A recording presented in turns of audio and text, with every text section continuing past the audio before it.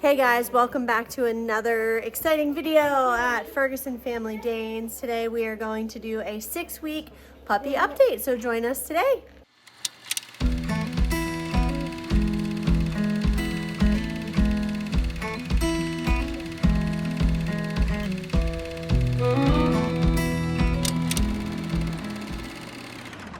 Okay, so we have some fun things today. Miss Michaela is taking Reese to the vet. Have I talked about this on a video yet about his tail?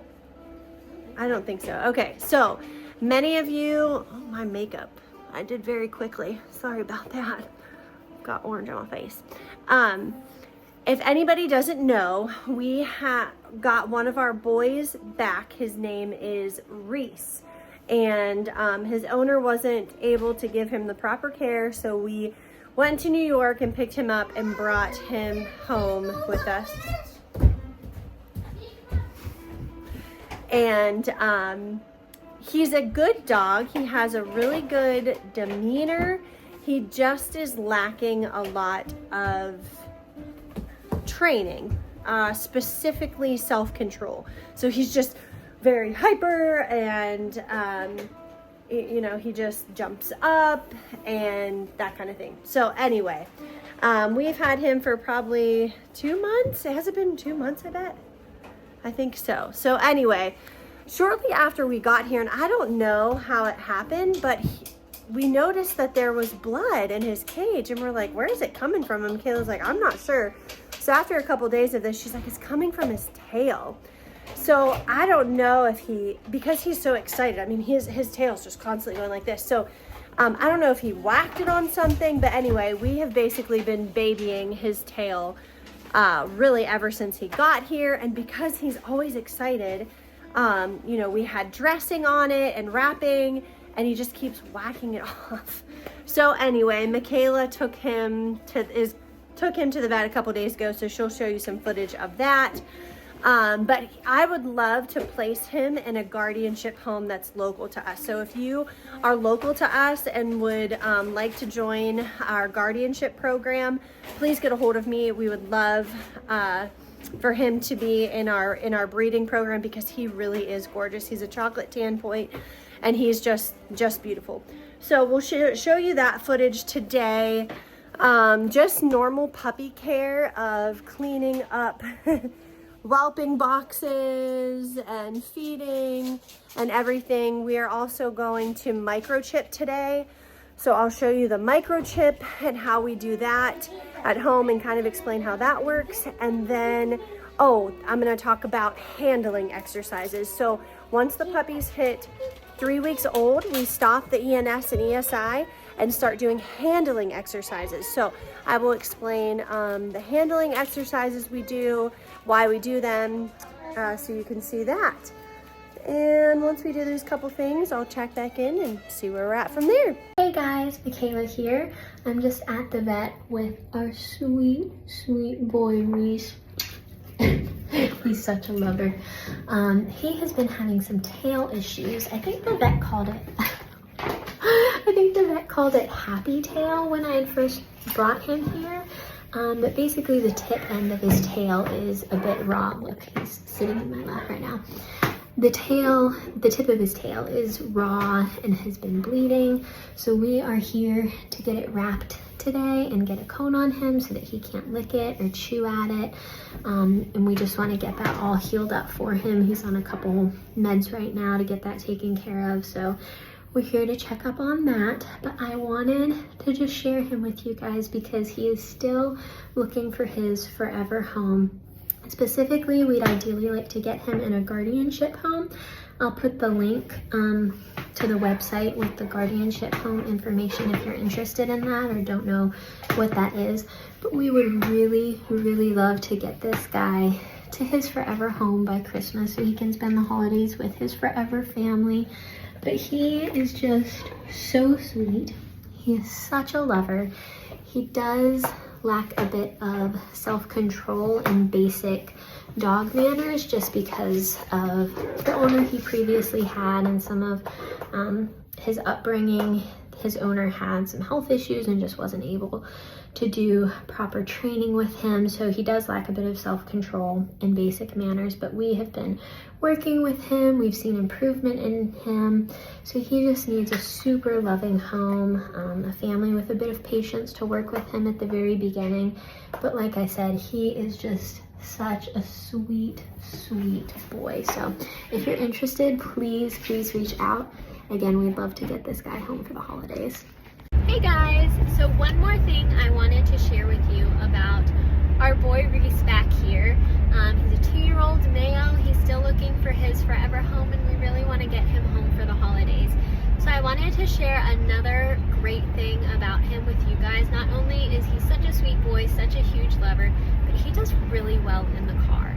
So you can see him back there. He's literally falling asleep. He's laying there nice and settled, just super comfortable. I have one of those dog extender back seat, I don't know what you call it, but basically it's hard on the bottom and gives them that whole back seat to lay on, and then covers the sides just so you're not getting dog hair and slobber and that sort of thing everywhere. But whenever I take him in my car, he jumps right in immediately, like he is ready to go. And then once we start driving, he just lays down like this and sleeps the entire time. So he's super great in the car. If you've ever had a dog that doesn't do well in the car, is super anxious, cries, whines, won't settle down, pants, you know that is such a stressor. Whether you're going just to the vet for a checkup or you're going on a road trip and you want to take your dog with you, it is a huge perk and a huge blessing to have a dog that settles like this. I'm cracking up at him falling asleep in the back. So that is just one more amazing thing about our sweet boy Reese. Reach out if you're interested. Okay guys, so I have this little chocolate brindle girl. She's so sweet. So I'm going to show you the exercises that we do with her. And this is the same, like I said, this starts after we finish the ENS and ESI. At day 21 is when we start this, and it's the same until they go home. Even when you bring your puppy home, continue to do this every day, and your vet will thank you. Your dog trainer will thank you when you take them to puppy class. There's coal outside. And it only takes a couple minutes. They're more gentle when we first get started, and then they become more aggressive, and I'll kind of explain that as we go, the older that they get. So the first thing that we do is we rub their ears, right? Reason we do this is vet checks need to look in their ears, see what's going on in there, make sure everything's good. I get the cropping question a lot. We choose not to crop them just because I like the floppy ears. But at the same time, ear bleeds are terrible to stop. So if you have multiple Danes, I've heard that people with multiple Danes will get their ears cropped just to eliminate, you know, when their dogs are playing and, you know, having ear accidents. We've definitely had that, and there's literally just blood flinging everywhere. So I don't really have, like I said, it's just my preference to have the floppy ears. But I know many people choose to get their ears cropped, and that's kind of true to breed. Showing Danes all have cropped ears. So anyway, little off topic. So we rub their ears. Next thing is we cover their eyes for a second. Okay, this one's really important. The third thing we do is we open their mouth and rub their gums. Again, the vet needs to check their mouths, make sure everything looks good in there. Just open their mouths, run your fingers over their gums. Okay, you can put them on their backs and in a circular motion, just rub their belly. Okay, also rub hand down back. Okay, so right now we're super gentle, but come 8 weeks, we start being a little bit more aggressive. So we're not hitting, of course, but you know, one of the biggest reasons people get Danes from us is because they want a really good family dog. And Danes are naturally very good with children. However, these handling exercises help them to not freak out if you have company over and there's a little kid that starts pulling on the puppy's tail. Okay, so those are the types of things that we want to keep them used to being touched, so that those things don't throw them off. So again, we're just very gentle, but then come 8 weeks, I'm gonna kind of start pulling on her tail a little bit and kind of, you know, giving her a little bit more of a aggressive rub versus just a little gentle. So back down the back, okay, along the tail, right? We want to touch the paws. I've told you guys about this. Nail trimming, even if you don't trim their nails once a week, still continue to get those clippers out and touch their nails so that they're getting used to that, because clipping a little puppy's nails is simple, but when you get to a 150-pound dog and he doesn't want you to touch their feet, that's a problem. So just get used to it now. So we touch all their paws, okay, tap on their nails. Like I said, even if you're not trimming their nails every time, I think our nail trimmers are over in the other drawer. Just take your nail clippers and just touch their nails, just so they're used to that thing that's coming out their feet, okay? This is another huge one. We have gotten puppies before where they've never had a collar on. So run your finger around their collar. A lot of breeders don't put collars on, which I completely understand. We had an unfortunate situation where I didn't realize that one of our puppies I thought we had gotten the collars, but it was such a big litter. I think it was actually Kimber's first litter. There was a puppy that had ate 3 or 4 collars and I didn't even catch it. They were like the breakaway ones, so we do not use those anymore, but I can totally understand why some breeders choose not to put collars on their puppies, which is totally fine. But again, at 8 weeks, you come at a puppy who has never had a collar on and try to put a collar and a leash on, they're gonna be like, what is this, you know? So one handling exercises, we just run our fingers around the neck, their collar, and then also just touch their nose. Okay, so super simple handling exercises, gentle and safe. Okay, we always give them love when they're done. Let the puppies smell your mouth. Hold them close when you're done. Yeah, let you get some licks. Yeah, let you get some licks. Know that everything's safe. Okay, and this is gonna help so much.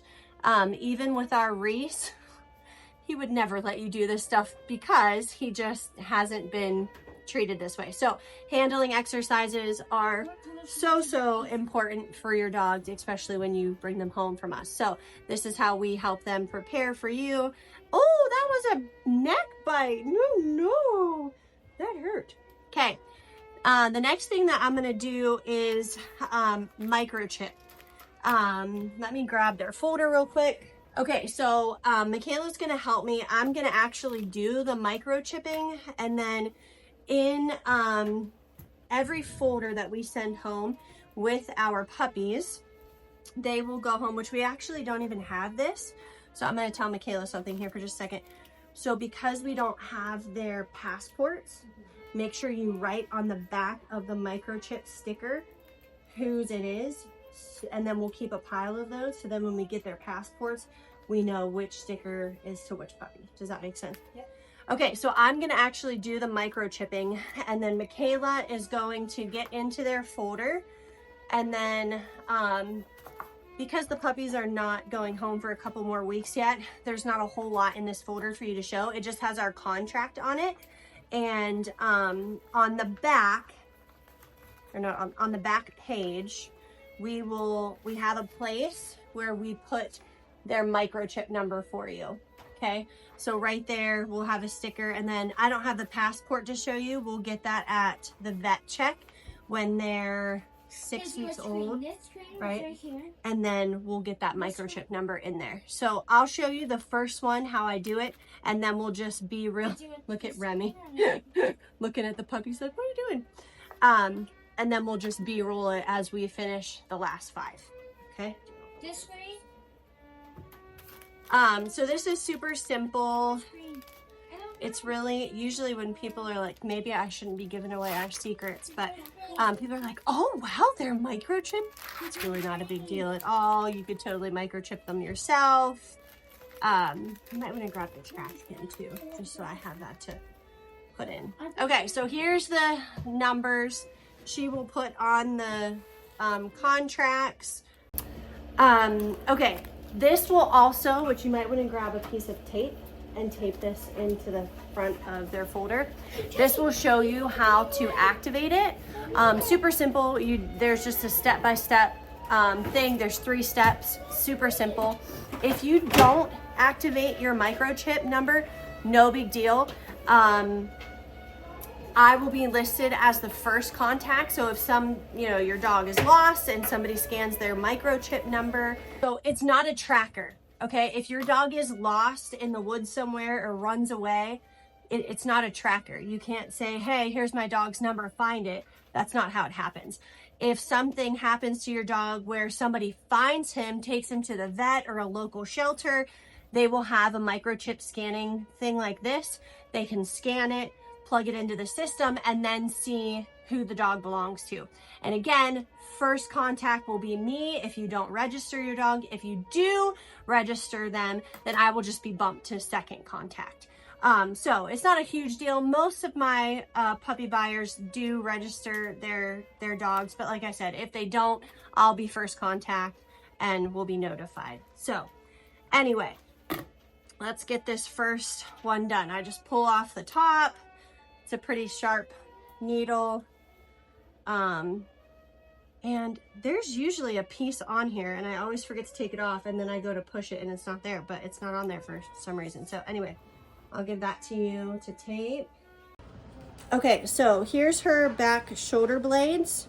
I just pull the skin so that there's a nice V, and then I try to get right into that skin, not poking the whole ways through, obviously, but right in that little pocket, and then insert. So hopefully this first one goes smoothly and steel puppy. Okay, easy peasy. Sometimes there's a little drop of blood, but most of the time it's not. Our scanner, turn it on. You're such a good girl. And then I just check the number to make sure the number on here matches that one, and we're all good. Okay, so once numbers match, we, like I said, put all those stickers where they need to go, and we'll just keep plugging away here at the puppies.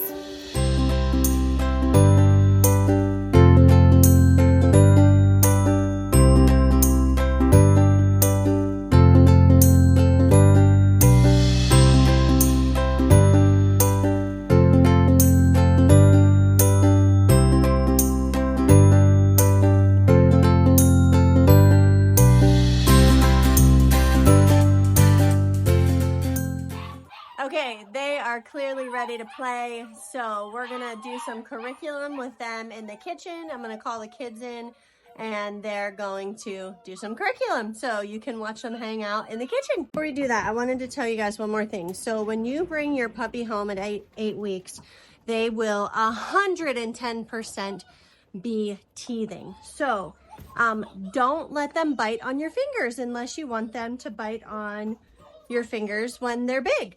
So don't do that. Get them things to chew on, and whenever you get them out to play, you replace your fingers with a toy. So as soon as you're getting them out to play and they start to chew on your fingers, go and then give them a toy. If you don't care that they chew on your fingers or bite people, go for it. But that's my recommendation as a dog trainer, is to replace it with things that you want them to chew on, even if that's a shoe or the couch. And then here's something that you can chew on. Find something that your dogs do like to chew on. Every dog is different. I'll try to include some things in the bio below, the links. Hopefully you can hear me down below to show you what we use, but definitely have toys available when they're puppies. They grow out of that, but when you first bring them home, give them something to chew on.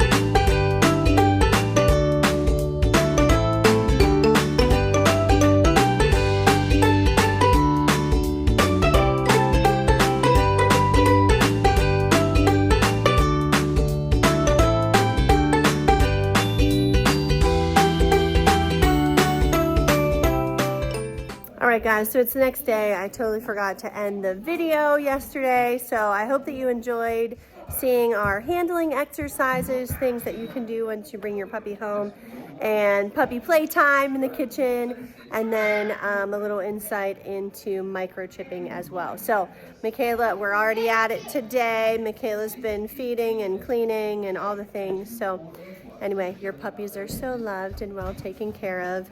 And then right now, puppies are getting some cuddling over here and some playtime.